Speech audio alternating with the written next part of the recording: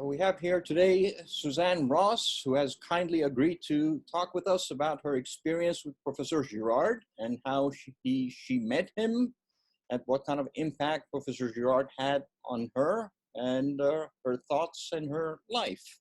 So thank you very much, Suzanne, for agreeing to do this conversation and interview with us today. And oh, it's a pleasure to be with you. thank you. So let me start off by asking you, how did you first hear about Professor Girard, and what drew you to him?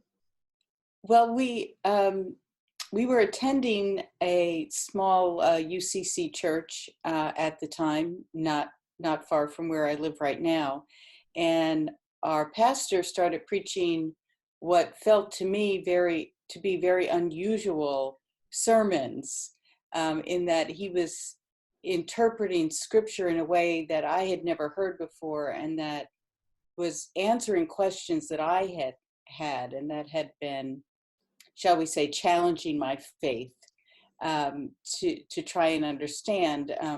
Two big ones were, why is there so much violence in the Bible, seemingly orchestrated by God?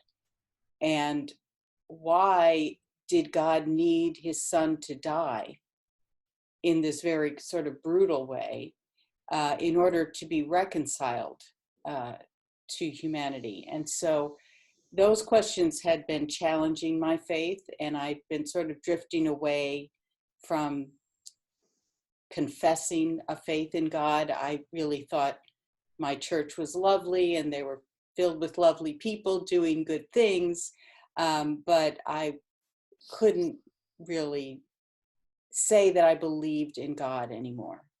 Wow. And so Pastor David Owens started, as I said, preaching these sermons where the point of them was basically, all that violence in the Old Testament is there, but it's not God's violence, it's human violence.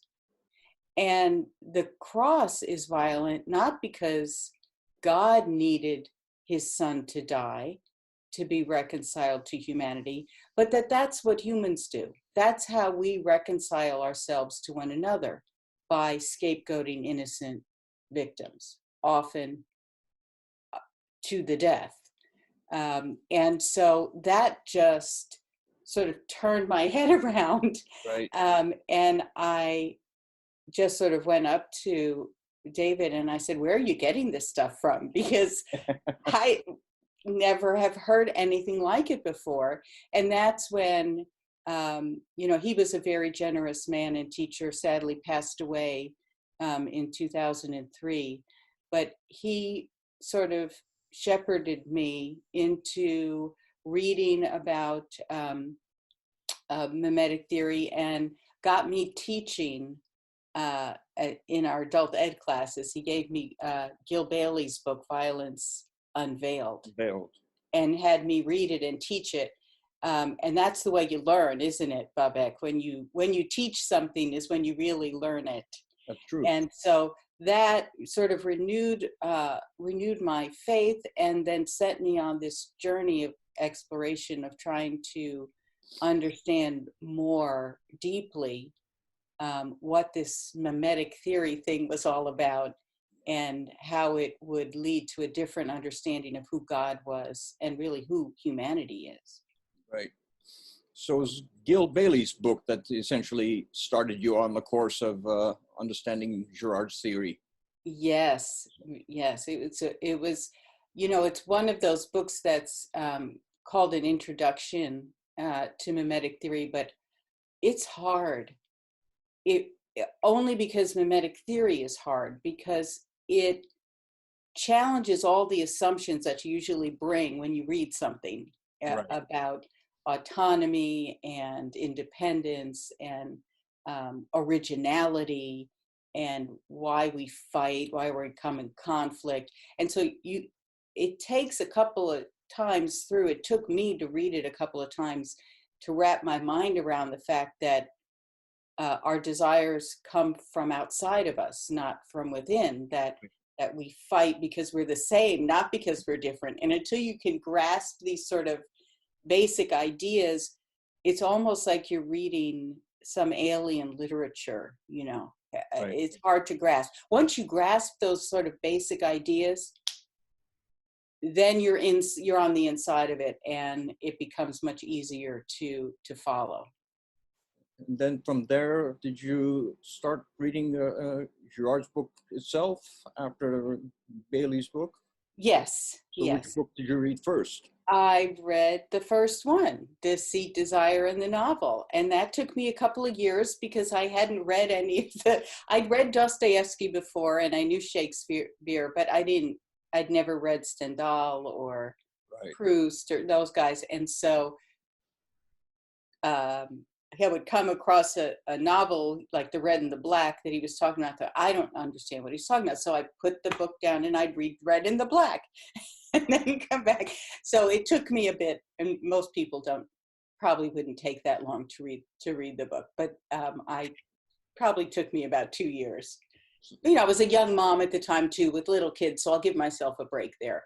Right. But it was a fun adventure, I have to say. So you became a real student of mimetic theory. I did, and I began going to the conferences, the academic conferences that discuss mimetic theory. That's the Colloquium on Violence and Religion, call it cover. And my gosh, the folks there were so open. I mean, I'm not an academic, Right. but my pastor David said, let's go to this conference, and I was like, sure. And they were just so welcoming and open. And like I said, it just blows your mind when you're starting to learn this stuff. It's so exciting, I guess, just because it changes your worldview. And it, for me, just impacted my faith so much that I just couldn't stay away. So I just, started reading more of Girard, but also more of the books that other people were writing about him, especially James Allison, was very influential for me. How so? Well, James just has the way of reading a text in the same way that René could open up meaning in just a line of scripture. James does the same thing. He takes a text you think you're very familiar with and takes you inside of it in a way that you'd never been before. And so his whole concept that he calls Jesus the forgiving victim.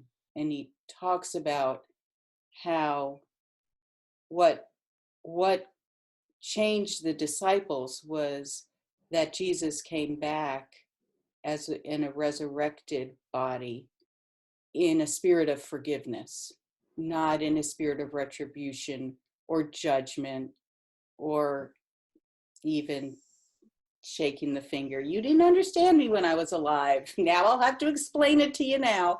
That kind of thing. He just came back fully present with all of his wounds. Jesus, the signs of the cross are on his body, and yet it's not a spirit of vengeance at all. And that changed the disciples. It gave them courage, got them out of the locked room, And so the way James talks about that, about the impact of the resurrected Christ, just helped me re-enter again faith in the resurrection. Right. Exactly. So during the time that you were at the conference at Cover, and you met Girard, I would imagine, during this time, right? Yes. Did he have a personal impact on you? Did you have an interaction with him that you can remember? A conversation that he may have had with you?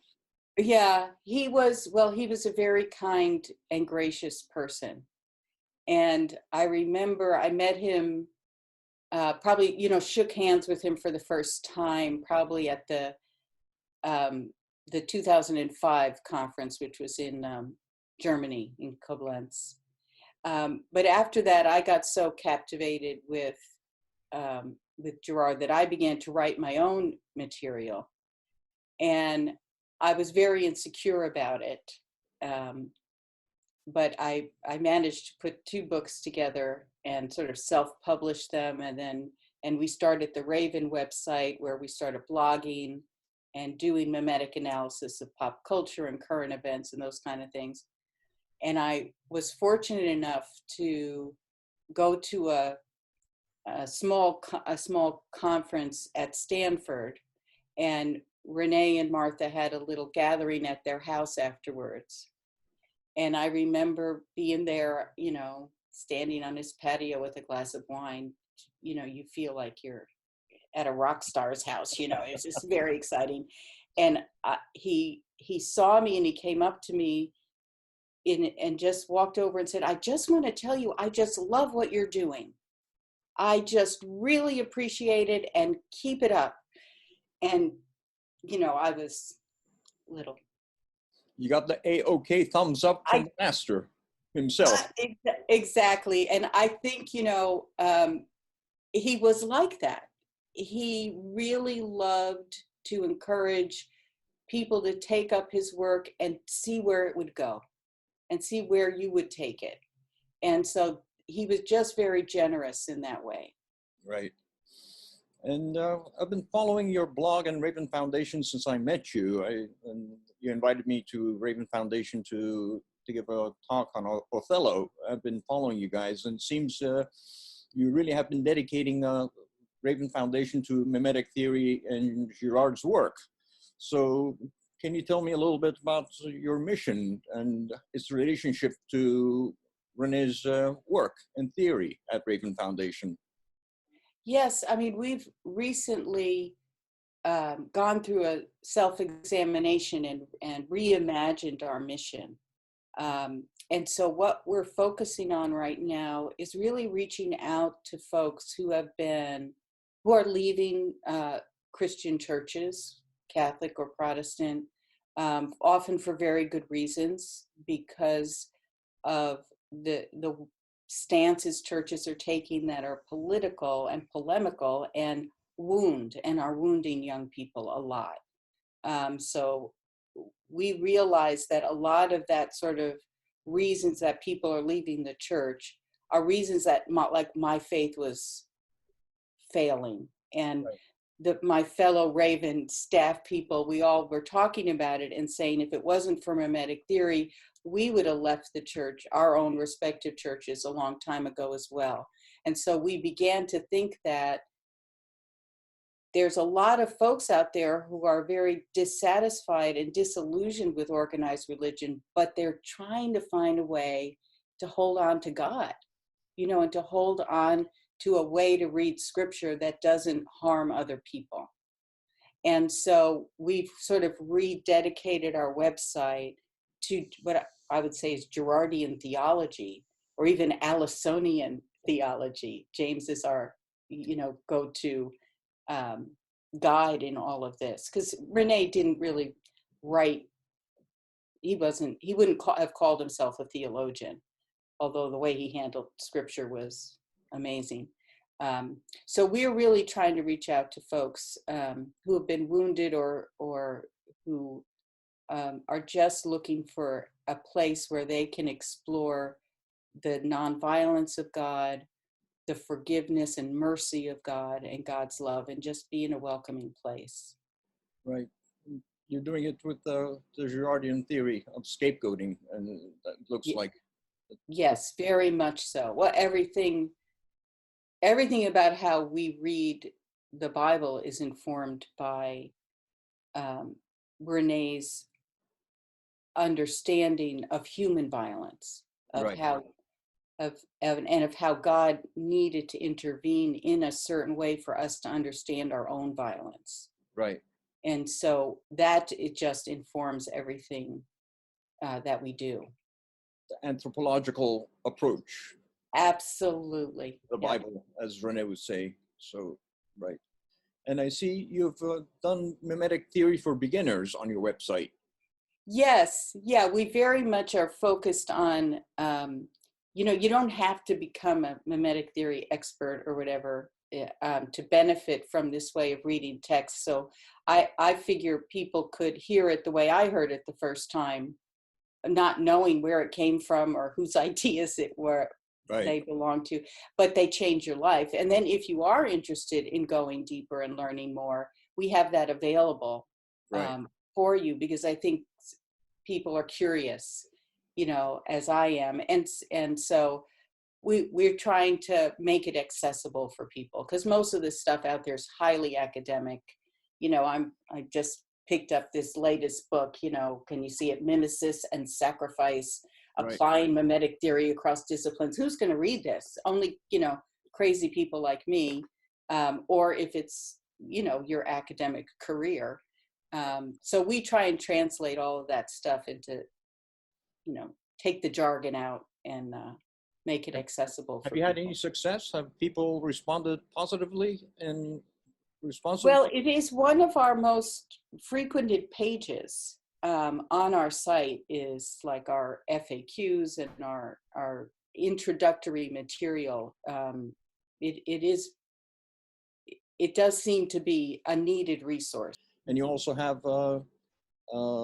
what I found on your website. You have Mimetic Theory Monday, Theological Wednesday, something like that. Thursdays, yes, we do Facebook Live conversations. On Monday, we discuss the latest blog post. We call it Mimetic Mondays.